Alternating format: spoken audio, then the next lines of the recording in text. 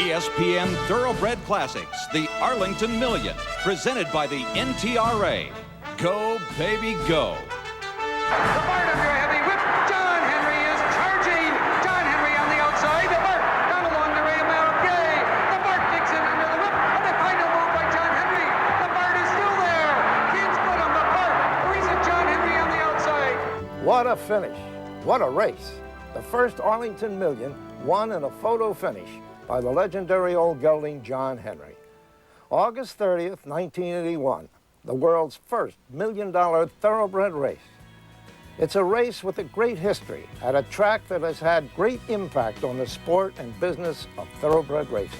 It began on October 13th, 1927, as Arlington Park opened on a 1,001-acre site in Arlington Heights, Illinois, just outside Chicago.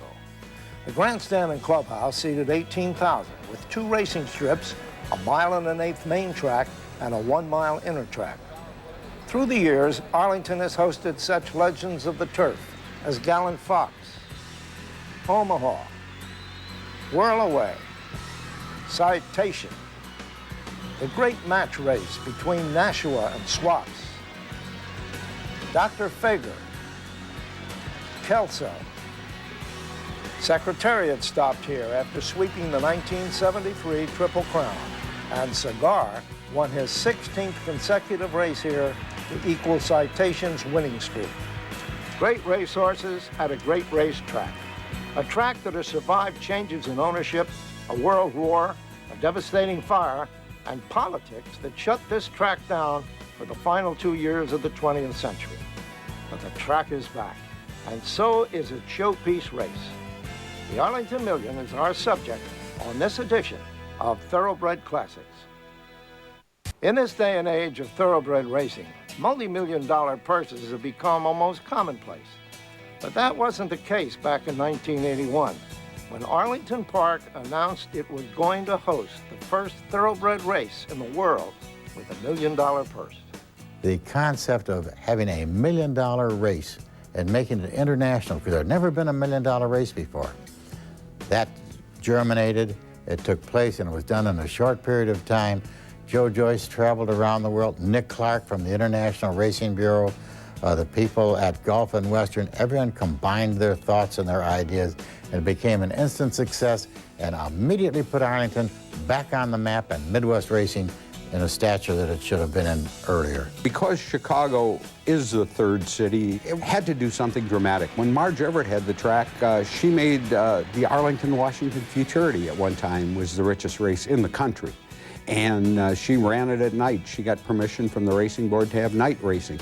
So it was not unexpected. If they were going to do something, they had to do something a little different, and this international race was something very different. We did a lot of planning.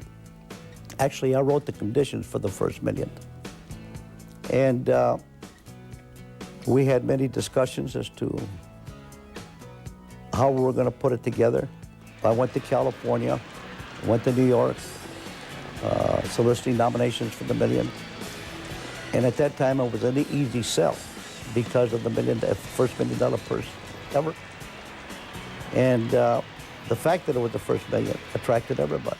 12 horses would run in that first million, including 4 from Europe. But the horse that made the race was the ship-in from California, the gelding John Henry, the 1980 Male Turf Horse of the Year. John Henry is one of the great stories of the turf.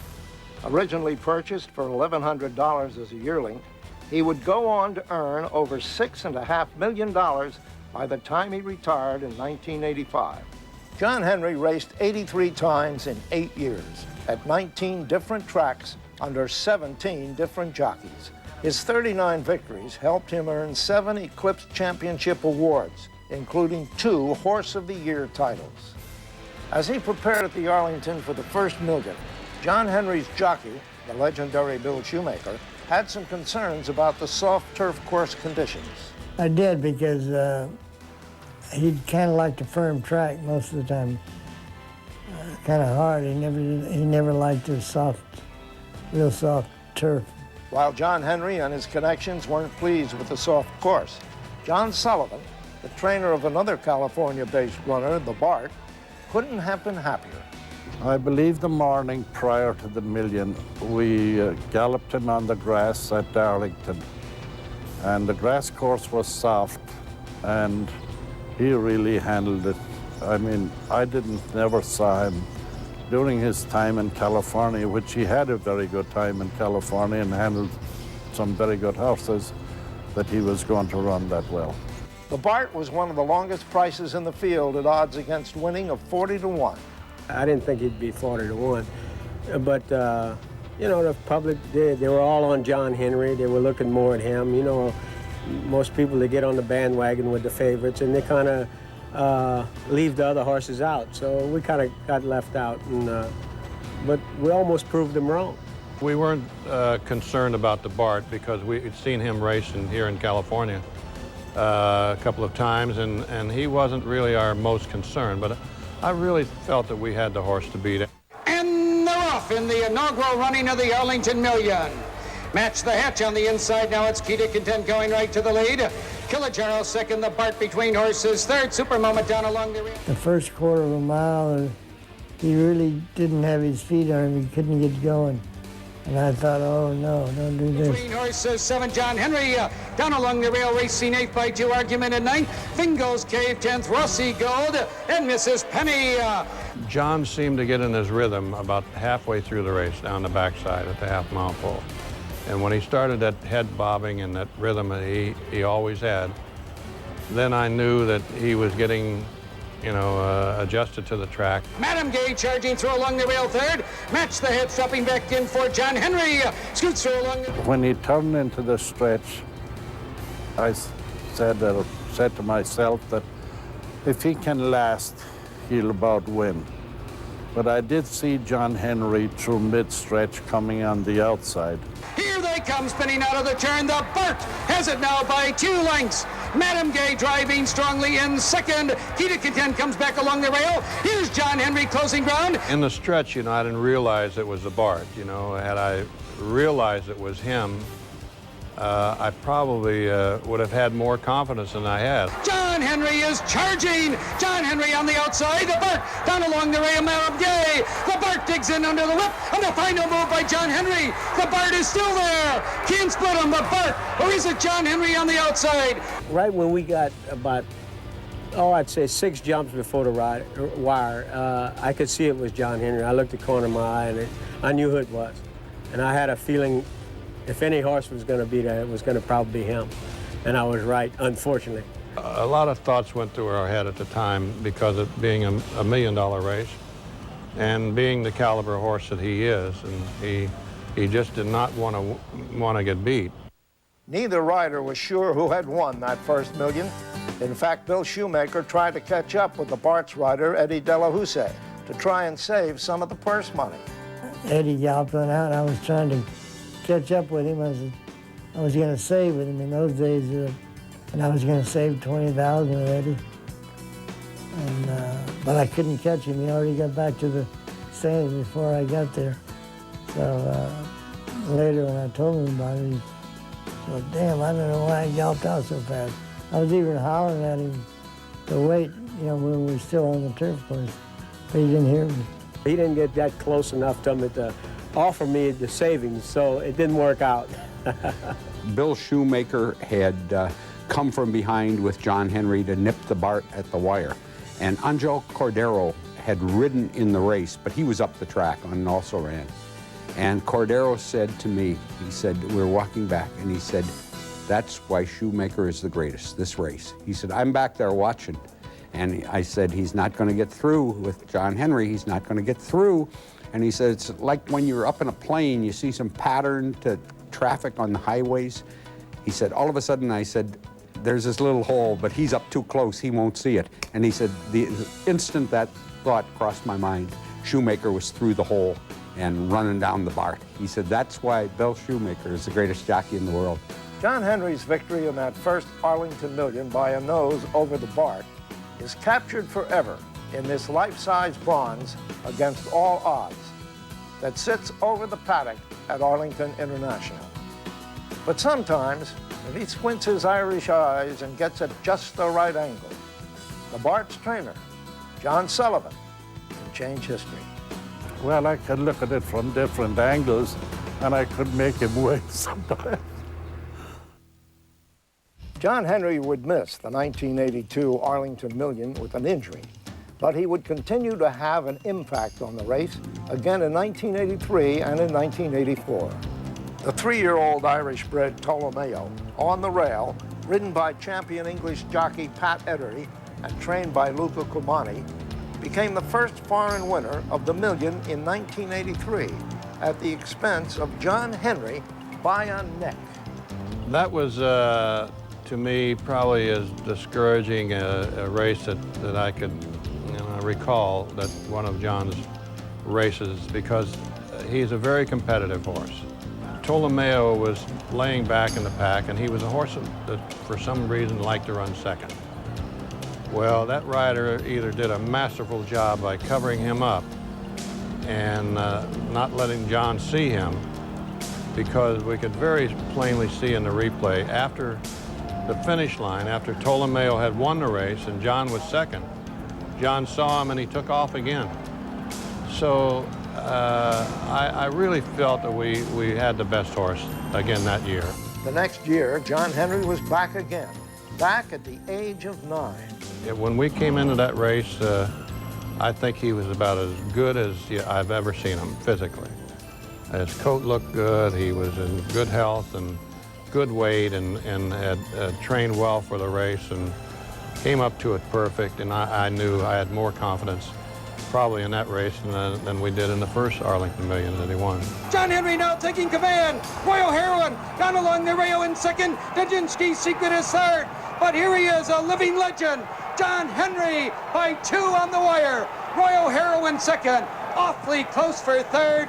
It could have been Gata del Sol. But you're looking at the living legend, John Henry, and the beat goes on. Thoroughbred Racing's first $5 million baby. The amazing John Henry, ridden by Chris McCarron, becoming the only 2-time winner of the Arlington Million. And he did it at age 9, when he also earned his second Horse of the Year title in 1984. At the Horseman's Lounge at the racetrack. Just 25 days before the 1985 Arlington Million, on the night of July 31st, 58 years of Chicago racing history went up in flames. I got a call from Joe Joyce that we have a fire over here in the Post and Paddock Club. It's not big. We'll have it under control in just a very short time. Don't worry about it. It is breaking into the grandstand. My advice would be, let's either get us a code for a box right now. We're having a press conference over at the Hilton Hotel. Joe announced the fire will be contained. And just about that time, the firestorm exploded, and it hit the grandstand real bad. Everyone was talking about the poor old lady. Sorry to see this happen to her. What a job we're going to have to be rebuilding. I kept saying, I hope the thing burns to the ground, because then we can start fresh and start all over again. And she did. She went to the ground. I cried. I was here. I beat the fire trucks first. I'd already seen one go down, Washington Park. And then I was now watching Arlington go down. And it just was not one of my, it was one of the most unhappy moments of my life. Joe announced the Arlington Million will be run, and everybody, is applauding. And then he paused for dramatic effect, and he said, at Arlington Park, where it should be run. And everybody was just, how in the world are they going to do that? And he said, well, we're going to bulldoze, we're going to clean out all this rubble and put up tents. The track and the stable, track per se, and the stable area are unscathed, and we're going to run. Cleaning all this up reminded me of D-Day at Normandy or something, because day and night there were just trucks. And we went a couple times just to see what they were doing. There'd still be more rubble. And then the next time, all of a sudden, things would be going up on one place while they were removing the rubble. It was absolutely incredible. Everybody was doubtful about it. His own partners were doubtful about it. They didn't want to go through with it. He said, well, I'll do it alone. Don't tell Dick it can't be done. 25 days later, on August 25th, 1985, the track hosted what became known as the Miracle Million. Well, every one has been a tremendously successful one, and I couldn't take anything away and say from the race itself which one was better than the next.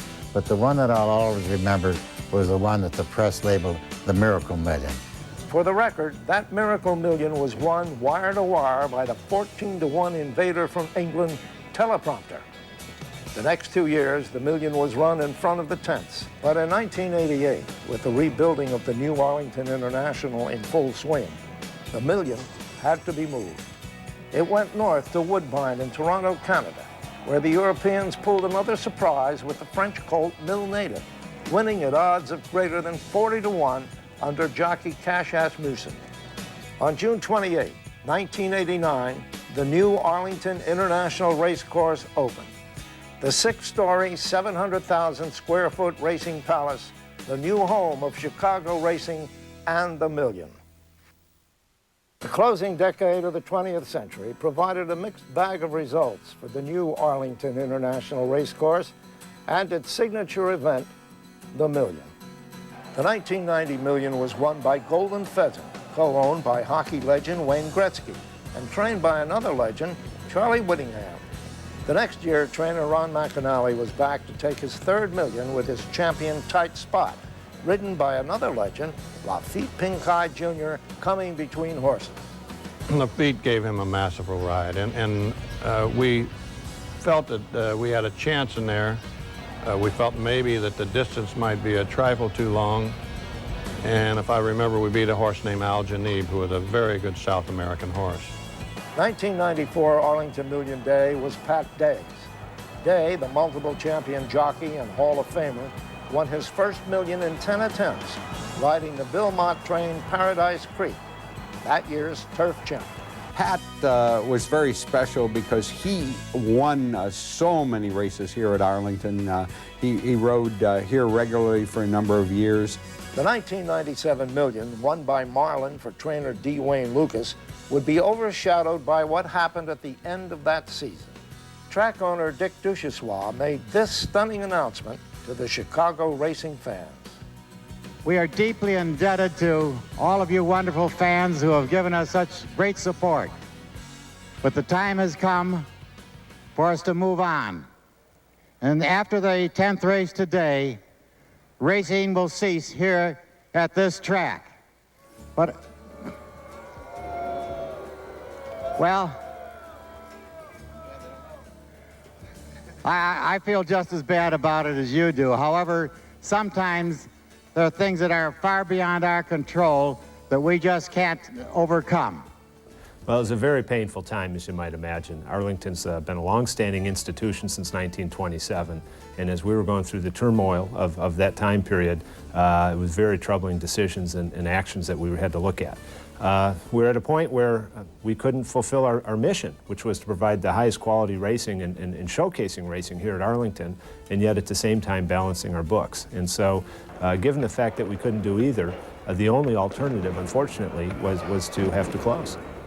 It seemed hard to believe, but Arlington International was closed, shut down by politics and economics. No racing for the final 2 years of the century. And for the first time, after 17 consecutive runnings, no Arlington Million until the new millennium. Hope always springs eternal among the horsemen and women who care for these thoroughbred athletes, preparing them in the morning for the challenges of the afternoon, and then waiting for the politicians and track officials to settle their differences. Mostly, it was simply a recognition in Illinois that the General Assembly could level the playing field for racing here in Illinois compared to the tax structures and operating structures of racing in surrounding states. What that means is where Illinois used to have one of the highest taxes on racing in the entire country, we're now about average. And we've been able to figure out how to coexist in one of the most competitive gaming markets in the entire country. And so Arlington International came back to life on Mother's Day 2000. It's against all odds where the Bart and John Henry were neck and neck, and it was too close to call. But the statue of the bronze that we have here is exact in size and dimension, every bit. So it keeps reminding us to keep plugging in there. It's against all odds, and we'll win. After a $10 million plus renovation from barn area to suites, the Racing Palace is up and running again, and the Arlington Million returns with a $2 million purse. We had to take this step this year, and it was very important to take it this year because it sends a message to everybody. Not only are we optimistic about the future of racing, not only are we back, but we're going to put our money where our mouth is. We're going to put it into the Million because it's our showcase, and it's our signal that the Arlington's going to be strong for a long, long time. And so one of the world's great racetracks is back in business, and the Arlington Million, now worth $2 million, returns. Thanks for joining us for the Arlington Million, this edition of Thoroughbred Classics. This has been a presentation of ESPN, the worldwide leader in sports. For more, log on to ESPN.com.